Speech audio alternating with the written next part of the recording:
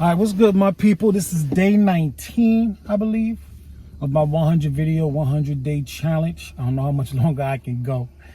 I got things to do. But what I do want to talk about, hold on, before I even go into that, please like and subscribe. Subscribe. Like and subscribe, please. I'm on a mission and I need your help.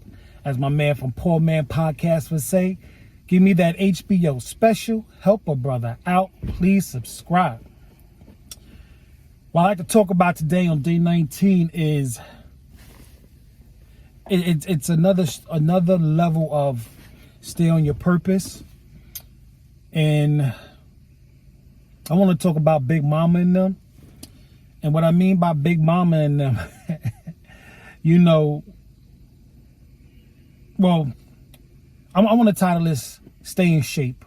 Stay in shape. You know, I'm a man of a certain age, and I've always been around the youngest guy in the old man circle, even from being young. And we've all grown up. And I watch and I talk to men who are probably 10, 15, 20 years my senior. And they're concerned about passing away, and they're concerned about staying in shape. And, you know, there are a lot of men, grown men, retired men who want to spend their money on certain luxuries in which their wives don't want them to splurge on. But the way these men are looking at it is, you know, I don't have too much time left. I worked all these decades to accumulate, and they want to enjoy life. A lot of times, and I see it on my new job, that guys working 60, 70 hours a week, putting in all that work, and as soon as they retire, they pass away. Now, before you even get to this retirement stage, we can go all the way back to your early 30s, late 20s, early 30s. And what tends to happen is a lot of shameful language comes into play when you're a young couple, and you know you're young, and I'm talking this fellas, right? So I mean that's what this channel is all about. It's for the fellas, right?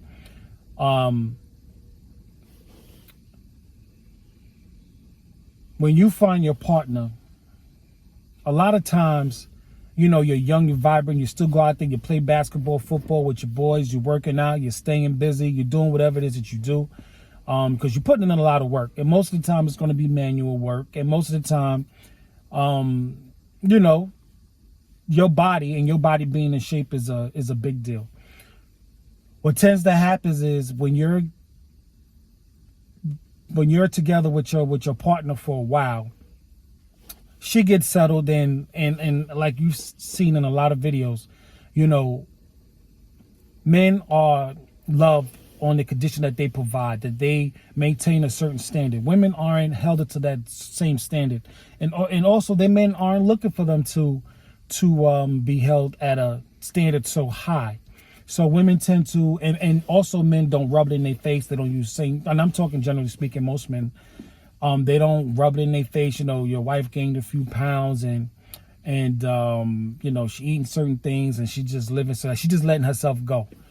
And because she starts to feel a certain way, and she can't find it within herself to pick herself up to go and stay in shape and work on keeping it together, she will use shameful language to keep you from keeping it together, which is, you know, I don't like small guys. Oh, you're not looking healthy. You're not, you know, probably withholding sex and all, you know, sex and affection from you, because not necessarily how you look. It's just that she's not keeping up with herself. So she's taking that guilt and that shame and putting it in on you. And she's disguising it as you look unappealing. Now you feel good, you feel healthy, but to appease her, you might fall back. You know, you might want to go out there and go out there early Saturday and play touch football with your boys, or go out there and have a pickup game with your boys. You know what I'm saying? And that keeps you in shape and moving, and keeps your social interaction up and all of that good stuff. But something happens when a woman starts having kids, and you know, her friend starts getting married, and you tend to be the only adult into action, you know, and you still are in fairly good shape. She begins to feel a little guilty and starts to get a little depressed, and instead of asking for help or working through it or taking whatever free time she has to pull herself together, pull herself up, you know, she will use shame tactics to pull you down. And I had talked to this one guy. He was a barber, and he was telling me this story about him and his girl. Now that she had the baby, it's their first baby, and you know, he was going to the gym, you know, keeping in shape and this and the third. And you know, he was telling me, because I've heard this, you know, well, I don't like puny guys. I don't like your hair cut that way. I don't like that beard that way. I like it with the beard. I don't like it with the beard. You know, it all comes down to what makes you feel good. You know what I'm saying? So back to my boy, you know, he's telling me that his wife, you know, she gained some weight. Now to the guy, you still look good, baby. You know, your ass got a little, you know, your booty got a little more weight on it. I like that. You know what I'm saying? I like these kinds of things. But she don't feel that way. Or she doesn't mind, but because you aren't changing, or you're still maintaining your handsomeness, you know, she feels a certain way about herself because she feels like she's going left and you're staying the course. So my man was saying that, you know, his wife was saying that she don't like him small like that, or she doesn't find that attractive. And so, you know, so he sits home and does the beans and rice thing, and you know, just so she doesn't feel bad, you know, he spends more, you know, he just does the home and work thing, the work and home thing. You understand what I'm saying? Just so that he doesn't make her feel bad. And I had to explain to him that, you know, I've lost, and I'm gonna put up a video, and I hope that you guys and the general public help support this channel by donating to my weight loss plan. What I use, and I used it 3 times to lose weight and you know, to help bring my weight down. So I'm gonna create a video on that, and if you want to know how I did it, then I'm actually donating. But I'm gonna set all that up as I go. But because I brought my weight down like 50 pounds. I mean 30 something pounds. And I've done it a few times, so so I got the key.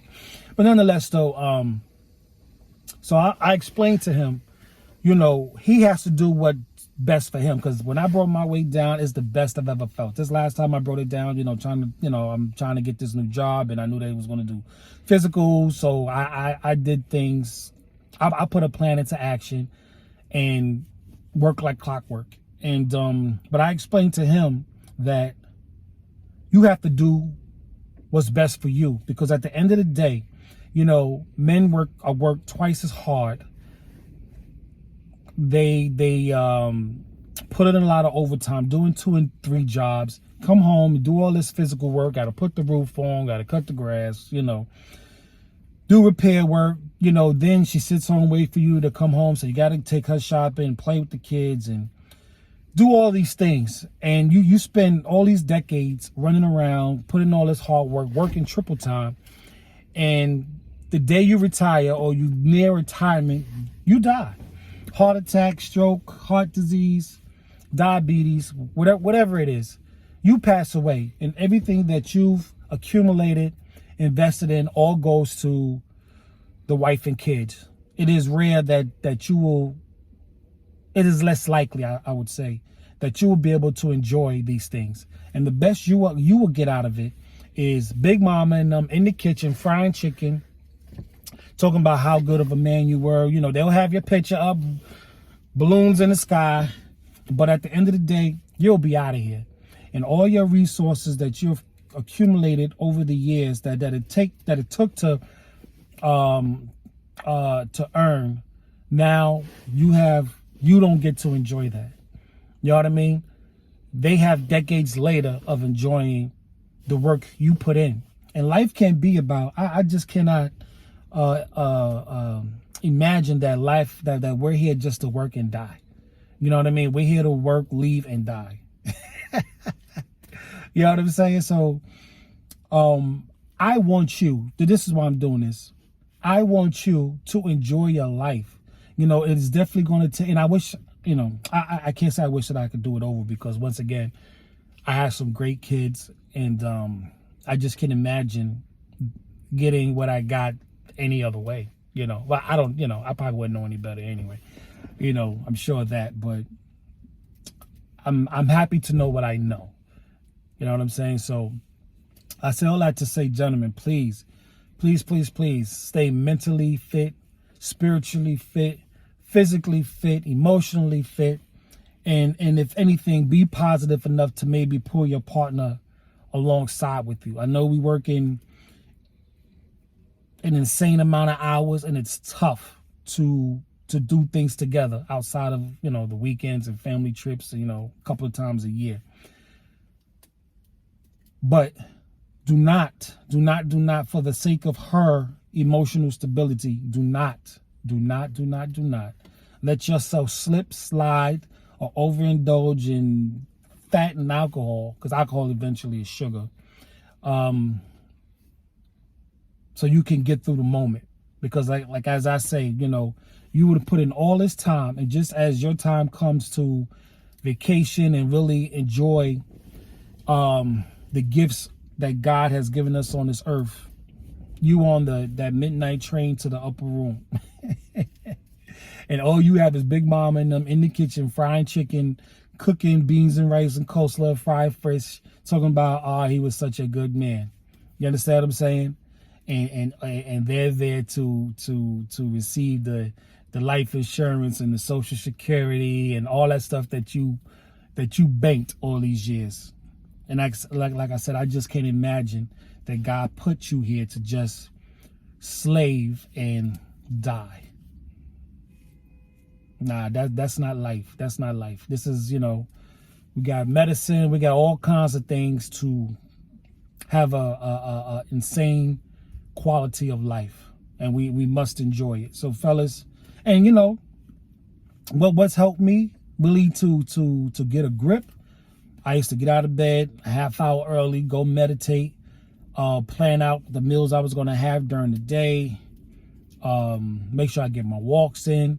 And regardless of how silly an argument is, or what we were about to get into that was going to mess up the feng shui, I will always resort back to meditation and keeping things calm and letting it ride.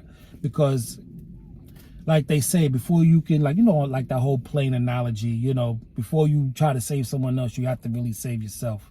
So put that mask on, get a grip on what life is, and then go on in and help other people. But remember, you can't help nobody if you ain't preserved yourself. So like I said, stay on your purpose, gentlemen. Big Mama and them will be all right. Preserve, reserve, and take care of yourself. All right? It's your boy Brian Keith. I see you on day 20. I'm out of here. I got to head into work. All right? Peace. Oh, yeah. Like, comment, subscribe. Subscribe, and subscribe. Peace.